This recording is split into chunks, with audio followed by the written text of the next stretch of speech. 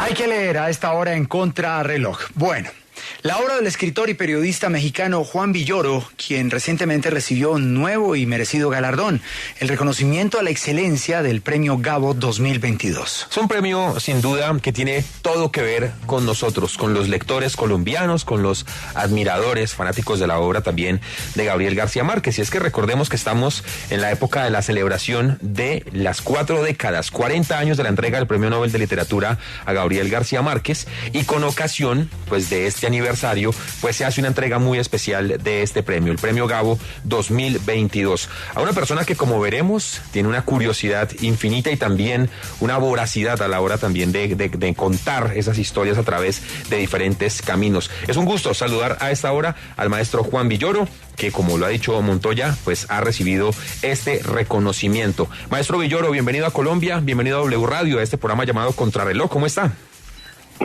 ¿Qué tal? Muy contento de hablar con ustedes. Pues, maestro, la primera pregunta es: ¿con qué sensación recibe usted este reconocimiento? Es el aniversario 40 del Nobel de García Márquez, es un premio significativo para las letras latinoamericanas y pues el jurado ha decidido otorgárselo a usted. ¿Cómo recibe usted ese galardón, ese reconocimiento? Hombre, pues con una sensación de sorpresa, porque uno trabaja durante mucho tiempo y no espera recibir este tipo de regalos. Yo he estado vinculado con la Fundación de Nuevo Periodismo, ahora Fundación Gabo, como maestro hace ya bastante tiempo, y pues el jurado está integrado por algunos de los mejores periodistas de nuestra lengua y de otros idiomas. Entonces, esto es algo verdaderamente abrumador. Yo creo que nadie puede considerarse merecedor de un premio, pero una vez que este accidente llega a tus manos, creo que la mejor actitud es seguir trabajando para tratar de merecer en el futuro lo que te han concedido. Aquí se estrecha, maestro Villoro, pues la relación con Gabriel García Márquez, no solamente por el trabajo que usted nos cuenta con la fundación, sino también pues con la influencia, la vida común, lo que compartimos nosotros de la historia de Gabriel García Márquez entre Colombia y México. ¿De qué manera ha bebido su literatura, sus relatos, sus crónicas, todas sus historias de la obra de García Márquez? Tuve la suerte de tratar a García Márquez. Como ustedes saben, él decidió encontrar en México una segunda patria, de modo que pues aquí lo frecuentamos, estuvimos juntos en una fundación destinada a manejar el legado de Luis Cardosa y Aragón, el poeta guatemalteco, que dejó una frase tan importante que Gabo la incluyó en su discurso del Premio Nobel, que dice: la única prueba concreta de la existencia del hombre es la poesía. Y entonces con García Márquez pues siempre había una relación, desde luego, de cierta distancia por el afecto reverencial que yo le tenía, pero fue algo muy grato haber podido compartir con él varios momentos. Por otra parte, su obra pues me ha marcado. He dado muchos seminarios sobre él, he escrito un largo ensayo sobre Crónica de una muerte anunciada, y creo que él demostró que el periodismo es la lección esencial que él tuvo como novelista, y nunca dejó de encomiar este oficio, de modo que entrar en relación con él, así sea de manera simbólica a través de este premio, pues simple y sencillamente refrenda lo mucho que he admirado al gran maestro.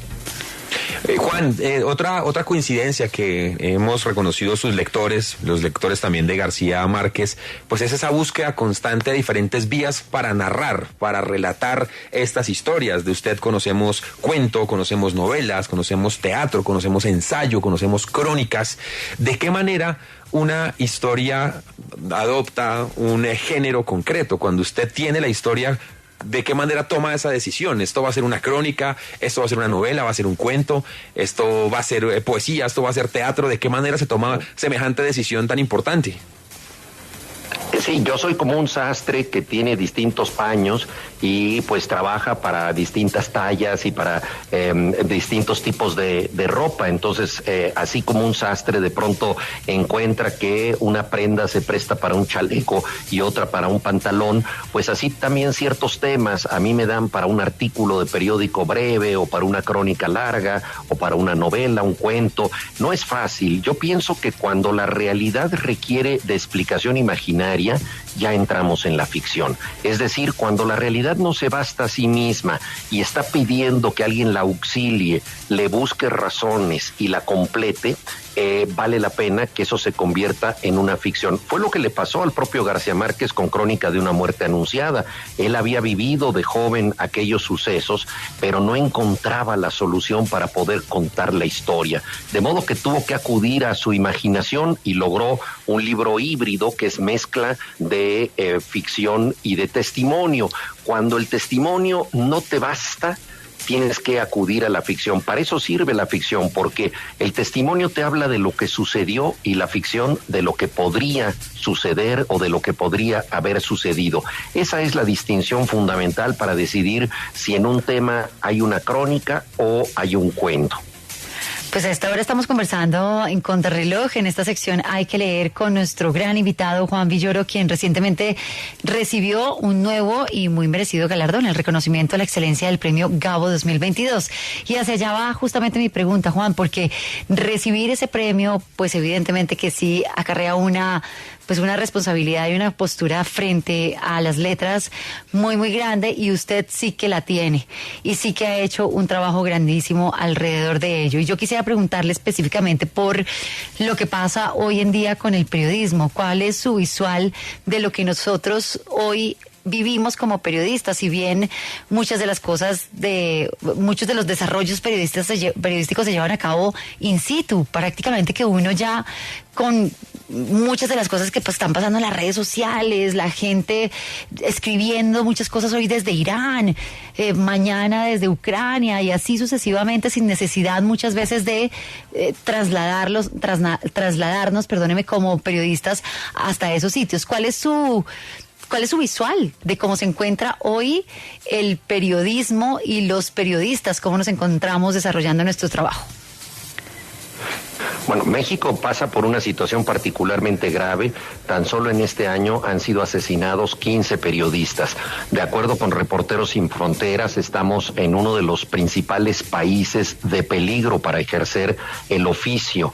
Es algo sumamente grave, y los otros países son países que están en guerra, de modo que esa es la situación más compleja que tenemos. Yo por eso he decidido destinar los recursos que van asociados a este premio a una asociación de periodistas independientes que se llama Quinto Elemento, que protege a periodistas en zonas silenciadas, en zonas de riesgo, que trabajan sobre todo cubriendo la situación de las víctimas y la violación de derechos humanos.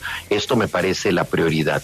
Aparte de eso, los periodistas en todos los países del mundo tenemos el desafío de la tecnología, que se ha convertido en una imposición y que además ha acabado con la forma habitual en que se podía hacer periodismo. Entonces eso es un nuevo desafío, la forma en que nosotros escribimos y cómo competimos con las muchas noticias que circulan en las redes, y hay que decir, muchas de ellas son falsas, pero precisamente porque estamos en la era de la posverdad, nada es tan importante como la verdad. Hay dos libros, dos historias que tengo ahora muy presentes. Una de ellas es El Testigo, uno de sus libros más leídos, más conocidos, con el que además recibió el premio Herralde, y otro trabajo que también fue premiado, esta vez con el Premio Internacional de Periodismo Rey de España, que fue La Alfombra Roja al Imperio del Narcotráfico. Estos dos textos, pues, siento yo, se acercan mucho a una radiografía de Latinoamérica en temas como el exilio, en temas como las tensiones políticas y, por supuesto, el narcotráfico. ¿Es el periodismo el que lo ha acercado a usted a la política, a los temas sociales, para que incluso también a través de la ficción pues sean expresados y compartidos con sus lectores? Bueno, ser periodista es inevitablemente asumir una condición política, lo mismo que ser latinoamericano, ¿no? García Márquez decía que en Colombia la gente nace liberal o conservadora como se nace judío o negro, es decir, es una condición que te determina desde la cuna. No hay país latinoamericano que no esté atravesado por la política, y desde luego cubrir la realidad implica tener una relación con lo que está pasando en el mundo de la política, que no siempre es transparente. La política es un arte de la figuración, es un arte del simulacro, es muy raro el político que diga siempre la verdad, y cada vez se vuelve más frecuente el político que miente en forma sistemática. Estamos además en épocas de gran polarización en todo el mundo, que llevan a un ejercicio binario en la mayoría de las personas, que aprueban o rechazan a los demás, pero sin establecer una posibilidad de discusión. De modo que ante este panorama, que además se ve lastrado por la terrible injusticia y la violencia que padecemos en América Latina, es inevitable que los periodistas en un momento o en otro nos crucemos con el tema de la política. Yo no soy un periodista exclusivamente político, pero evidentemente es uno de los asuntos que me han interesado. En esta crónica, La Alfombra Roja, yo trato de hablar del nuevo discurso que se ejerció con la violencia cuando comenzaba la llamada guerra contra el narcotráfico aquí en México, en imitación, por supuesto, de lo que había hecho el presidente Uribe en Colombia, una imitación, debo decir, sumamente fallida. Entonces ahí yo traté de captar los nuevos lenguajes, los nuevos discursos y las narrativas que se proponían con esta llamada guerra contra el narcotráfico. Hacíamos un recuento de esas influencias que ha recibido usted de García Márquez y de otros ámbitos, de otros temas, pero no quiero despedirlo, maestro, sin preguntarle por dos influencias muy importantes en su vida, por Luis Villoro y por Estela Ruiz. Él, filósofo, ella, psicoanalista. ¿Cómo fueron esas influencias en su vida y cómo alimentaron su obra, maestro? Bueno, pues son mis padres, entonces nadie puede escapar a su destino y mucho menos a sus padres. Mi padre nació en la ciudad de Barcelona y mi madre nació en Yucatán, en México. Son dos lugares separatistas porque tanto los catalanes como los yucatecos han tratado de separarse de sus respectivos países. Entonces no es casual que esta unión de dos personas que venían de separatismos acabara en una separación.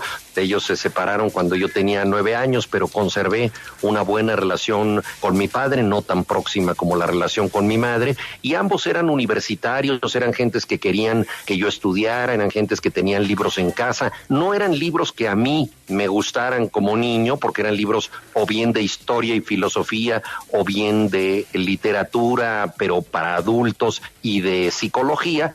Pero bueno, creo que ese ambiente me ayudó, y bueno, hasta la fecha mi madre es una lectora muy cercana y una persona que siempre estuvo también, debo decirlo, pendiente de cada una de las palabras que escribió Gabriel García Márquez. Es una de sus máximas admiradoras, y miren ustedes que hay una legión de admiradoras de García Márquez aquí en México. Pues el jurado dice, Rosario, por el brillante e inspirador conjunto de su obra y trayectoria, y más adelante pues hace una comparación magnífica justamente con Gabo, que dice representa parte de lo que era Gabo, un periodista, escritor completo, espléndido y versátil. Con este personaje hemos tenido el gusto de hablar unos minutos, no sin antes recordar, Rosario, que durante el 10º Festival Gabo, que se va a llevar a cabo en Bogotá del 21 al 23 de octubre, tendremos la presencia del maestro Juan Villoro. Lo hemos tenido aquí en exclusiva, antes de eso, para conversar con los oyentes de Contrarreloj. Pues qué buena charla. Al maestro, muchísimas gracias por estar con nosotros, y ahí queda la recomendación, ¿no? Hay que leer. Pulido, hay que leer. Muchas gracias, maestro, por estar con nosotros hoy en Contrarreloj. Feliz día. Al contrario, gracias a ustedes, y por allá nos vemos. Chao.